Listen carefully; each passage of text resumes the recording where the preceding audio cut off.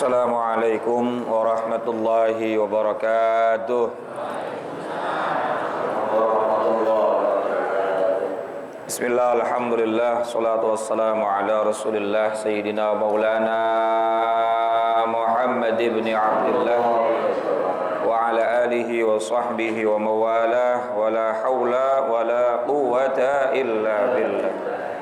Amma ba'du, yang saya hormati guru-guru kita, Kiai Haji Dr. Andes Muhammad Ja'far, Kiai Haji Ahmad Habibi Abdul Rashid Ramli, Kiai Haji Zulfa Mustafa Muqarrab bin Yusuf.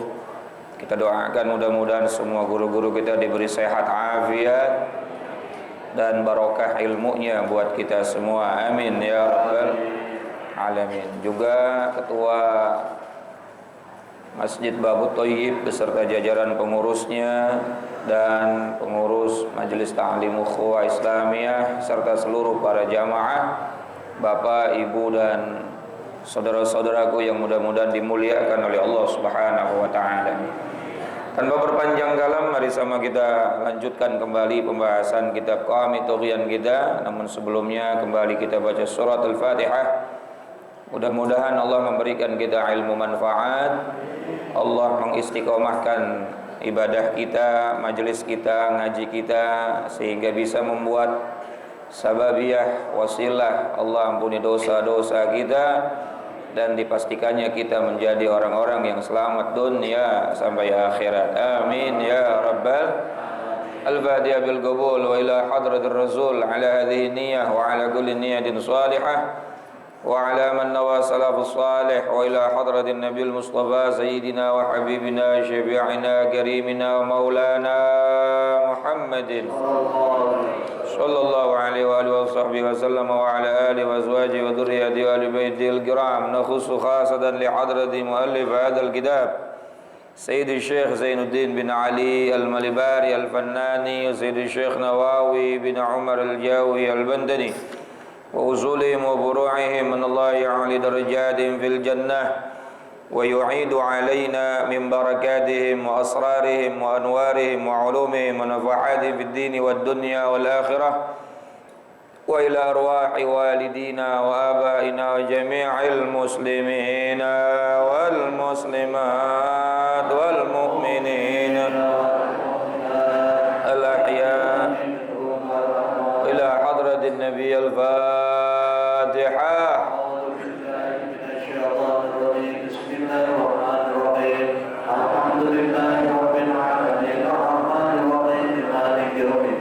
Iyyaka na'budu wa iyyaka nasta'in ihdinas siratal mustaqim siratal ladzina an'amta 'alaihim ghairil maghdubi 'alaihim waladdallin. Rabbighfirli wa liwalidayya amin. Bismillahirrahmanirrahim. Qala al-musannif rahimahullahu ta'ala wa nafa'na bi'ulumihi wa amadna bi asrari fid dharaini amin.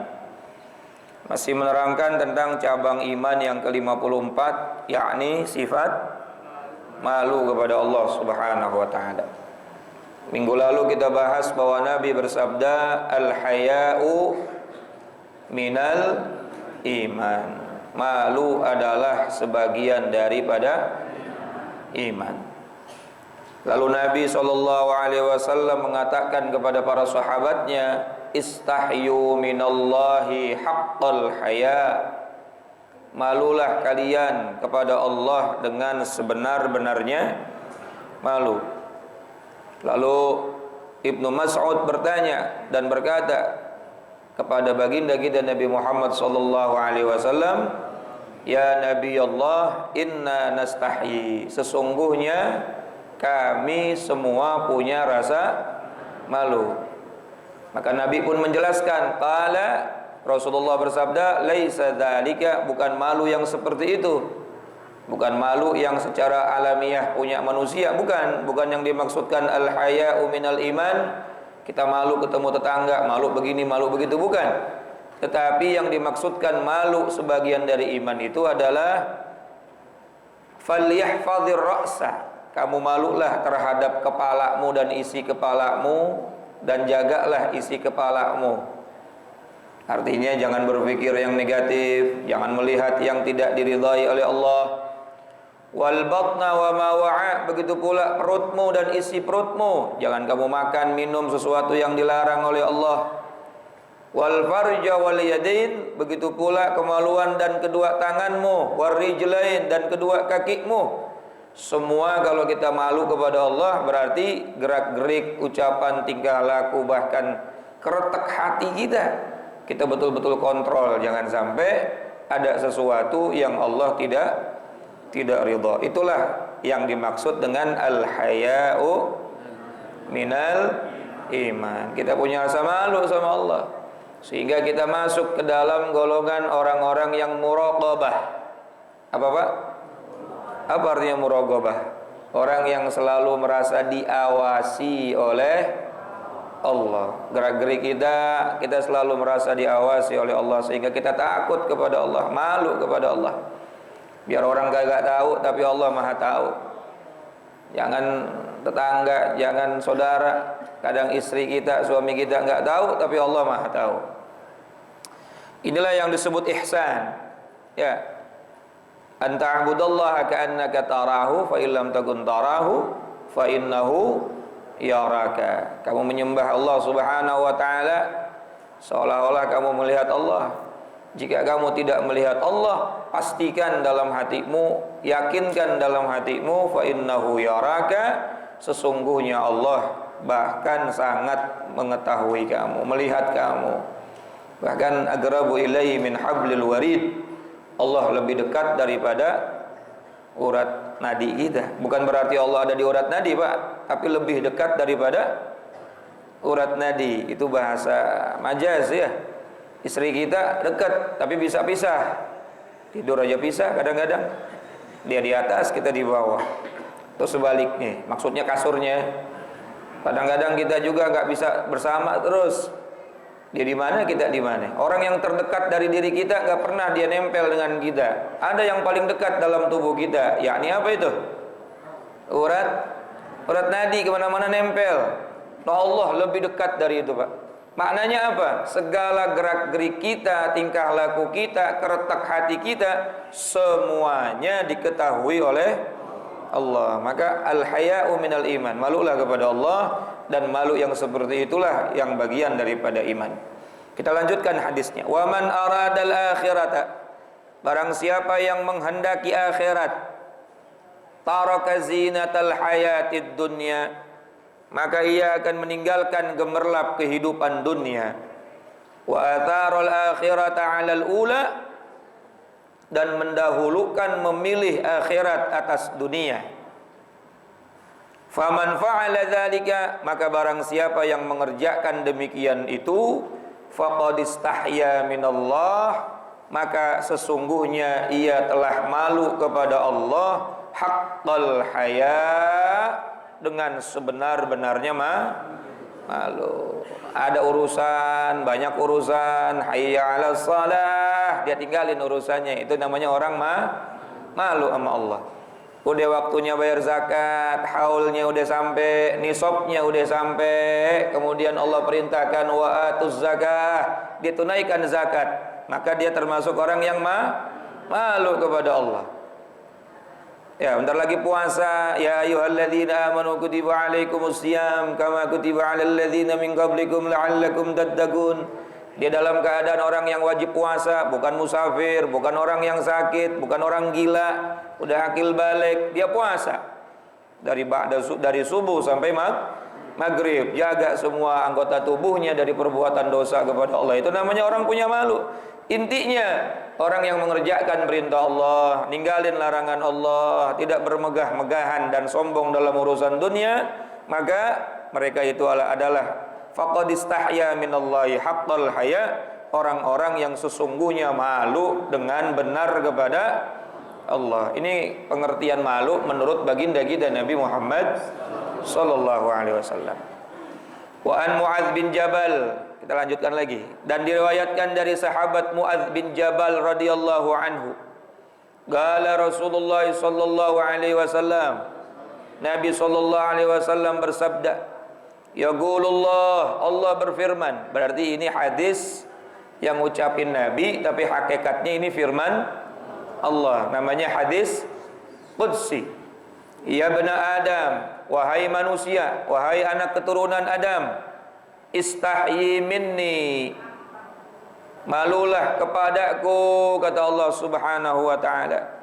Inda ma'siyatik, ketika engkau melakukan maksiat.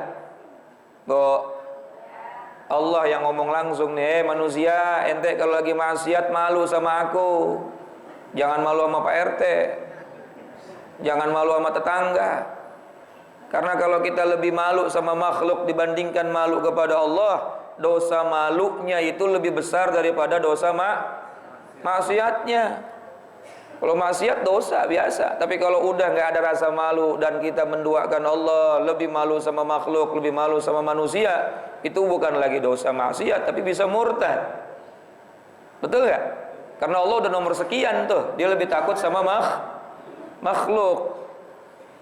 Kalau kita udah malu kepada Allah pada saat bermaksiat, wa ana astahyi minka yaumal ardil akbar, maka aku pun akan malu kepada kalian untuk menyiksa kepada kalian pada hari kiamat nanti.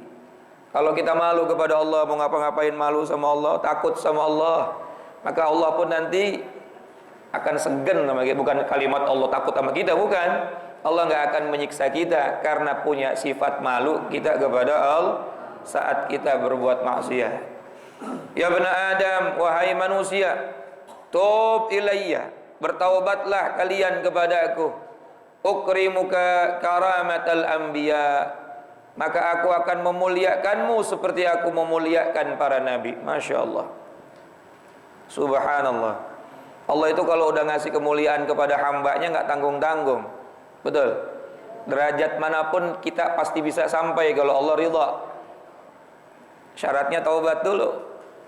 Fattaubatu miftahu kulli ibadatin. Dalam kitab Hidayatul Azkiya wa Minhajul Asfiya diterangkan bahwa Imam Ghazali berkata, sesungguhnya taubat itu miftahu kulli ibadah, kunci dari semua ibadah kita. Taubat, kita ngaku bahwa diri kita banyak dosa, kita ngaku bahwa diri kita banyak salah kepada Allah Subhanahu wa taala, lalu kita beribadah kepada Allah tanpa ada kesombongan dalam hati kita, tanpa ada keangkuhan dalam hati kita, maka itu merupakan kunci Allah ridha sama kita. Ini kadang-kadang kita ibadah tapi masih sombong. Nih kalau kagak ada gua, kagak ada yang jadi imam nih. Nih yang sholat malam di sini kayaknya cuma gua doang nih, jam 2 udah bangun. Paham gak kira-kira Pak? Kenapa kita habis sholat astaghfirullahaladzim, astaghfirullah, padahal habis berbuat kebaikan. Khawatir sholat kita tercampur dengan maksiat. Betul nggak? Sampai-sampai Imam Ghazali berkata, taubat kita saja masih perlu ditaubati. Subhanallah. Bukan maksiat kita Pak, taubat kita saja kadang-kadang masih perlu ditaubati. Kadang-kadang kita taubat tapi masih sombong juga. Udah diampunin, udah pasti masuk surga, ada ujub deh itu udah. Habis taubat, keluar dari masjid, keluar dari musola, keluar dari rumah, ngeliat orang maksiat, ngerasa lebih baik lagi. Berarti kan taubat kita masih perlu apa? Ditaubati. Makanya syarat taubat kalau pengen diterima itu yang pertama adalah an-nadamah, kalau nggak ada penyesalan dalam taubat, dalam istighfar, taubat itu sia-sia. Di an-nadamah hiya ruhut taubah, kata Nabi. Karena sesungguhnya an-nadamah, penyesalan dalam hati saat bertaubat adalah ruhnya taubat. Apa? Ruhnya taubat. Gak ada ruh, tadi diterangkan oleh guru kita, jasad kagak ada ruh, ya kagak jadi apa-apa itu. Matanya ada, mulutnya ada, tangannya ada, badannya ada, semua anggota tubuhnya ada, tapi gak ada ruhnya, ada manfaatnya gak? Begitu pula istighfar kita sampai tasbih putus, tapi tidak diiringi dengan rasa penyesalan dari apa yang kita lakukan, itu seperti badan yang gak ada rohnya. Maka penyesalan harus dijaga, karena ini rohnya taubat. Ada istighfar, ada kalimatul istighfar. Kalau istighfar itu minta ampun, taubat itu minta ampun. Nah, taubat itu syaratnya pakai an-nadamah, pakai rohnya, pakai penyesalan. Sementara kalimatul istighfar adalah astaghfirullahaladzim. Tidak semua orang yang mengucap astaghfirullahaladzim disebut bertaubat, kecuali diiringi dengan rasa, paham gak kira-kira Pak? Sama kayak la ilaha illallah itu kalimat tauhid. Tapi tidak semua orang mengucap kalimat la ilaha illallah lalu disebut bertauhid kalau hatinya tidak meyakini Allah. Paham kira-kira Pak? Ya, ada nggak orang mohon maaf non muslim bisa mengucap la ilaha illallah? Bisa? Bisa. Tapi kalau hatinya nggak iman sama Allah, nggak yakin sama Allah, maka kalimat tauhid itu tidak sampai membuat dia bertauhid. Begitu pula ketika ada orang astaghfirullahaladzim, astaghfirullahaladzim, tapi hati tidak ada penyesalan sedikit pun dari dosa-dosanya, maka dia tidak termasuk orang yang bertaubat.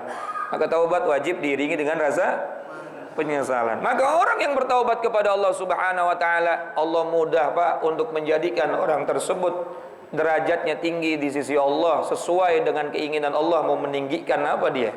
Derajatnya di sisi Allah. Tapi syaratnya taubat dulu.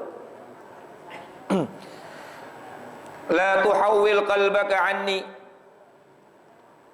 Janganlah kamu palingkan hatimu dariku. Fa innaka in hawwalta qalbaka anni, karena sesungguhnya jika hatimu berpaling dariku, akhdhuluka, maka aku pun akan menghinakanmu, fala ansuruka, dan aku tidak akan pernah menolongmu.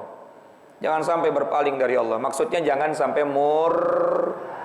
innallaha la yaghfiru ay yushraka bihi wa yaghfiru ma duna dzalika liman yasha. Allah tidak akan mengampuni dosa orang yang musyrik, orang yang syirik, orang yang menyekutukan Allah. Maksudnya berpaling itu begitu maksudnya Pak.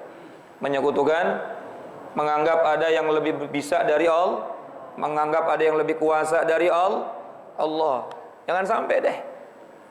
Nanti kalau udah begitu kita nggak bakalan mendapatkan rahmat Allah di akhirat dan nggak akan ada pertolongan dari Allah. Sementara nggak ada lagi pertolongan di sana kecuali pertolongan dari Allah. Ya bani Adam, wahai manusia, lau laqitani yaumal qiyamah, jika engkau bertemuku nanti pada hari kiamat, wa ma'aka hasanatun, dan bersamamu berbagai macam kebaikan-kebaikan yang kau bawa, mithla ahlil ardi, bahkan seluruh penduduk bumi semuanya berbuat kebaikan kamu punya, saking banyaknya,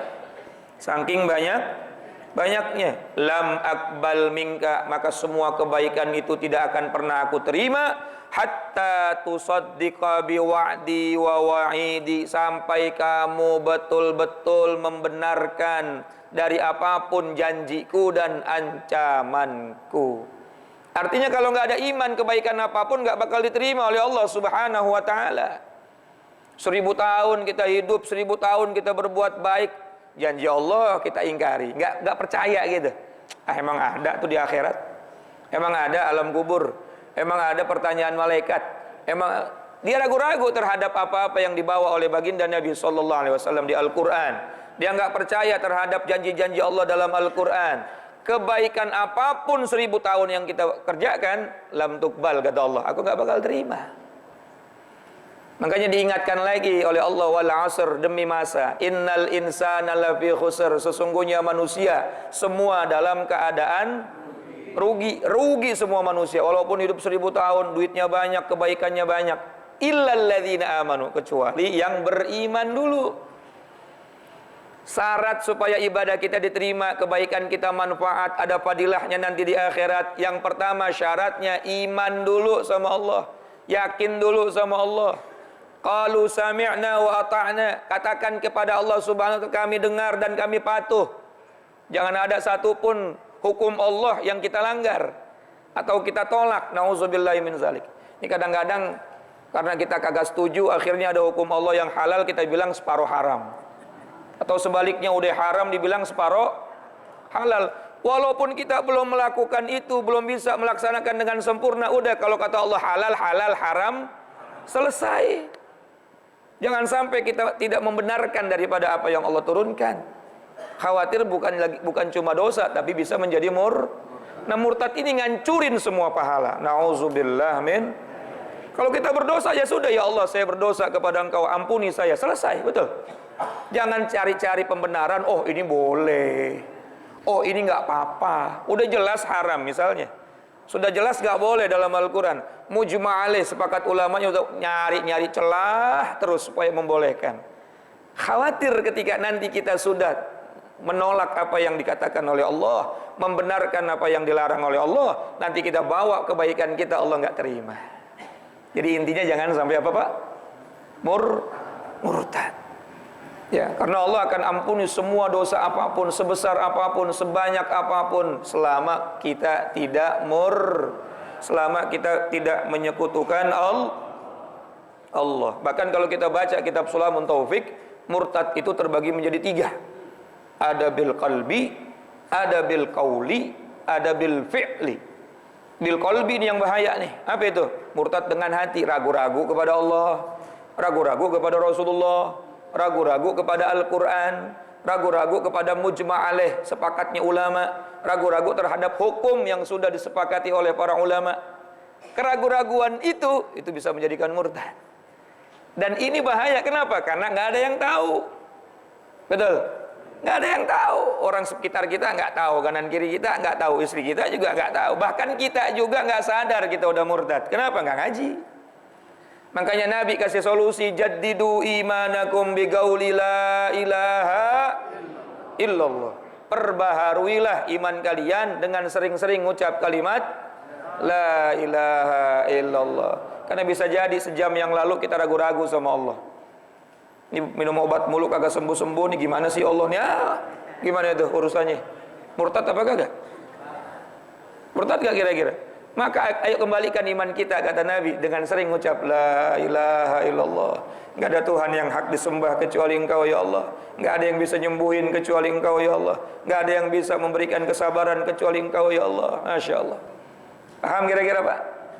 Yang kedua ada murtad bil qaul, murtad dengan ucapan. Oh jelas dia ngucap ucapan-ucapan yang menyebabkan dia keluar dari agama. Dan yang ketiga, perbuatan-perbuatan yang membuat dia keluar dari agama, seperti sujud dan diniatkan sujud kepada selain Allah. Nah kalau yang dua ini ketahuan Pak, ada yang negor, jangan ngomong gitu, bisa jangan berbuat itu, bisa menjadi murtad. Tapi kalau di hati kadang-kadang nggak ada yang tahu, bahkan diri kita juga nggak sadar. Maka dosa apapun Allah bakal ampuni selama tidak berpaling kepada Allah, yakni murtad, dan kita ini jangan sampai tidak membenarkan apa yang Allah turunkan, apa yang menjadi hukum Allah, dan apa yang menjadi janjinya Allah. Benarkan saja semuanya, yakini saja. Itulah definisi daripada iman. Gak usah banyak protes. Ya, Masya Allah. Ya bani Adam, wahai bani Adam, wahai manusia, Inni anar razzaq, sesungguhnya aku adalah zat yang maha memberikan rizki. Wa antal marzuq, dan kalian adalah makhluk yang aku kasih rizki. Allah itu sifatnya ar-razzaq, yang maha memberi rizki. Sementara kita makhluk namanya al-marzuq, orang yang dapat rizki. Wa ta'lamu anni ufika rizqaka, dan engkau adalah tahu bahwa sesungguhnya aku akan memberikan rizki kepadamu. Kita udah yakin sama janji Allah dalam Al-Quran. Di juz 12 Allah berfirman, ya, dan tidaklah apapun yang melata di atas muka bumi ini illa 'alallahi rizquha wa ma min dabbatin fil ardi illa 'alallahi rizquha.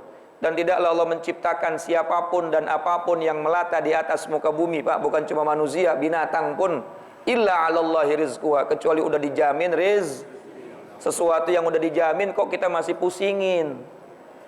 Betul nggak? Ini kadang-kadang kita udah tahu dijamin, tapi kita masih pusingin. Urusan rezeki dijamin nggak Pak? Ayo, saya mau tanya. Rezeki dijamin nggak sama Allah? Dijamin, yakin? Iman orang Al-Quran yang ngomong, bukan si Hamid. Ya kalau si Hamid nggak apa-apa, dah Bapak gak percaya. Ini Al-Quran yang bicara. Wa ma min dabbatin fil ardi illa 'alallahi rizq. Berarti rizki kita sudah gak mungkin orang itu nggak makan kecuali memang waktunya udah habis. Betul nggak? Kapan waktunya habis rizki? Mati. Kalau belum habis dia pasti bisa makan, dia pasti dapat rizki. Gak mungkin gak dapat rizki. Allah yang jamin. Sesuatu yang udah dijamin sama Allah, pusingnya luar biasa. Saya mau tanya, mati kita husnul khotimah udah dijamin belum? Nah, yang belum dijamin kita santai-santai aja. Betul kan? Makanya Robiah Al-Adawiyah, seorang wali sufiah perempuan nih, dia waktu dilamar sama laki-laki, banyak bawa mas kawin, banyak bawa duit. Yang dia tanya cuma 3 pertanyaan. Ane mau terima ente jadi suami ane kalau ente bisa jawab 3 pertanyaan saya. Apa pertanyaan yang pertama? Kalau saya mati husnul khotimah apa su'ul khotimah? Kalau saya nanti masuk kubur ditanya malaikat munkar nakir, saya bisa jawab atau tidak bisa jawab? Kalau nanti dibangkitkan di padang mahsyar ngelewatin sirat, saya selamat atau celaka? Kagak bisa dijawab semua. Kalau ente nggak bisa jawab itu pertanyaan, nggak bisa jamin saya selamat, gimana saya bisa nikah sama ente? Itu yang bikin saya bingung tiap hari. Saya tiap hari ibadah karena saya nggak tahu mati saya husnul khotimah atau su'ul khotimah. Subhanallah. Yang belum jadi jaminan kita mati husnul khotimah atau su'ul khotimah, kita selamat atau tidak, itu belum ada jaminan dari Allah. Tapi kita santai-santai aja. Sementara yang sudah dijamin, yakni rizki kita, udah dijamin sama Allah. Masya Allah, seriusnya luar. Padahal udah dijamin. Betul nggak kira-kira Pak? Pak, berarti kita ini pinter apa bodoh? Sesuatu yang sudah dijamin kita bikin pusing, tetapi yang nggak dijamin sama Allah kita nggak pernah pusingin. Kita nggak pernah berusaha sholat kita diterima, nggak pernah berusaha zikir kita diterima, nggak pernah berusaha sedekah kita diterima, betul? Tapi berusaha nyari duit terus, padahal udah dijamin. Nah, kata Allah, aku ini adalah zat yang maha memberikan rizki, dan kalian adalah makhluk yang mendapatkan rizki, dan kalian tahu aku jamin rizki kalian. Apa kata Allah? Nah ini Pak, ini yang terakhir nih, supaya kita masuk dalam golongan orang yang malu kepada Allah. Fala tatruk ta'ati bisababi rizki, maka janganlah kamu tinggalkan taat kepadaku cuma gara-gara urusan nyari rizki. Jangan sampai kamu tinggalin sholat cuma gara-gara urusan fulus. Jangan sampai kamu berantem, bermaksiat, ribut sama orang tua, putus silaturahim cuma gara-gara fulus. Ini Allah yang ngomong nih. Ya, fala tatruk ta'ati, jangan sampai kamu tinggalkan ketaatan kepadaku bisa babir rizki, gara-gara urusan rizki. Karena rizkimu sudah aku jamin. Ngapain capek-capek? Ngapain ribut-ribut? Ngapain sampai berantem-berantem? Betul nggak? Hilang di situ Allah kasih yang lain. Betul? Betul Pak? Dan orang yang mengambil harta kita pun akan dipertanggungjawabkan di akhirat. Ngapain kita ribut-ribut di dunia, capek? Masya Allah. Bayi Pak, bayi yang baru lahir. Tadi urusan bayi ya diterangin sama guru kita. Bayi di dalam kandungan ibunya, rizkinya itu cuma satu jalannya Pak. Apa rizkinya Pak? Dari mana jalurnya rizki bayi Pak? Dari tali pusar, dari plasenta. Betul nggak? Makanan yang dimakan sama emaknya, saripatinya, kemudian masuk melalui plasenta tersebut ya. Begitu katanya begitu. Katanya. Pada saat dia dilahirkan ke dunia, satu-satunya jalur rizkinya diputus Pak. Untung bayi bukan bapak. Untung tuh bayi bukan kayak saya. Kalau kayak saya protes. Ya Allah, ini punya satu-satunya jalan rezeki saya kok diputus. Saya mau makan dari mana lagi? Kan logikanya orang kan begitu ya. Satu-satunya jalan rezeki saya mau dapat dari mana lagi? Ternyata Allah luar biasa bijaksananya. Diputus satu jalan, dikasih jalan lebih banyak. Ada ASI. Kalau tadi guru kita bilang nete. Ya. Yang tadinya cuma satu jalan plasenta, akhirnya Allah kasih Inilah gambaran dari Allah Subhanahu wa taala. Kalau Allah tutup satu rizki kita, bukan berarti Allah menutup semuanya. Allah lagi mempersiapkan banyak jalan yang lain. Inna ma'al usri yusra. Begitu. Jangan ngoyo Pak, dunia cuma segitu doang. Ujung-ujungnya cuma sampai tenggorokan. Mau katanya makanan mahal juga kita makan cuma sampai udah sampai perut. Kuning-kuning juga ujung-ujungnya. Ya, maka kata Allah Subhanahu wa taala, "Fala tatruk ta'ati", jangan kamu lalai, jangan kamu tinggalkan aku, jangan kamu lupakan hukum syariatku bisa babi rizki cuma gara-gara urusan rizki. Fa innaka, karena sesungguhnya in tarakta ta'ati, kalau kamu meninggalkan taat kepadaku bisababi rizkika, karena urusan rizkimu, aujabat alaika uqubati, wajib bagiku menyiksa kamu. Ini Allah Pak yang so ancam nih. Hayya 'alas shalah, bodoh amat, masih ngurusin bon terus tuh. Sampai waktunya habis, padahal dikasih waktu panjang apa kagak? Dari zuhur sampai asar panjang apa kagak? Panjang. Dari asar ke maghrib panjang apa enggak? Masya Allah. Maghrib ke isya masih ada waktu, isya ke subuh panjang banget, tapi urusan rezeki kagak habis-habis. Sehingga taat kepada Allah dilupain. Sampai-sampai waktunya bayar zakat juga lupa, waktunya sedekah juga lupa, kotak amal tidur semua. Hati-hati, ini Allah langsung yang memberikan ancaman ya. Jadi kamu jangan takut dengan rizkiku. Kalian tahu aku adalah sang pemberi rizki, dan kalian adalah makhluk yang aku jamin rizkinya. Kata Allah, jangan pernah takut terhadap jaminan rizkiku, dan jangan tinggalkan taat kepadaku dengan gara-gara kamu mencari rizki.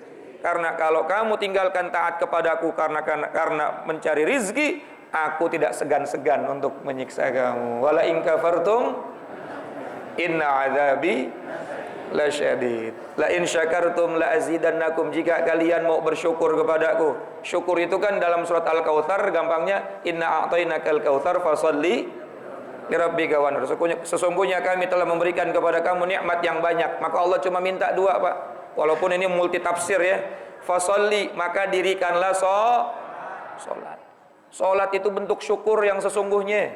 Orang mau ngucap alhamdulillah sampai menyon mulutnya, tapi kagak salat, kagak ada tuh syukur di hadapan Allah. Betul enggak? Fasholli li rabbika, dirikanlah salat. Ya Allah. Salat. Ibu habis dikasih duit 10 juta tadi itu bonus. Ya, cara terima kasihnya seorang istri sama suami kan taat. Bu, habis dikasih duit 10 juta, udah ngomong terima kasih ayang beb, terima kasih ayah. Bapaknya bilang, Bu, tolong bikinin kopi dong. Ibu bilang, bikin aja sendiri. Itu kira-kira dicabut lagi nggak duitnya? Allah udah kasih nikmat, disuruh sholat kagak sholat. Wala in kafartum, jika kalian kufur kepadaku, inna adzabi lasyadid. Sesungguhnya azabku sungguh teramat sangat pedih. Ya Allah, mudah-mudahan kita termasuk orang-orang yang malu sama Allah. Nikmat segini banyaknya, cuma timbang disuruh bersyukur aja kagak syukur. Kita utamakan sholat, dan perintah-perintah Allah yang lain kita kerjain, larangan-larangan Allah usahakan kita tinggalin. Maka inilah syukur yang sesungguhnya, malu yang sesungguhnya kepada Allah. Jika kita malu kepada Allah, maka Allah pun malu untuk mengazab kita. Allah malu menyia-nyiakan kita. Allah malu tidak memberikan kebahagiaan kepada kita. Ini janji Allah dalam hadis qudsinya. Ya, maka jika kita ingin mendapatkan kemuliaan dunia dan akhirat, punya rasa malulah kepada Allah Subhanahu wa ta'ala. Wa syu'batul khamisatu wal khamsun wallahu a'lamu bis shawab. Alhamdulillahi rabbil alamin. Kurang lebihnya mohon maaf. Assalamualaikum warahmatullahi wabarakatuh.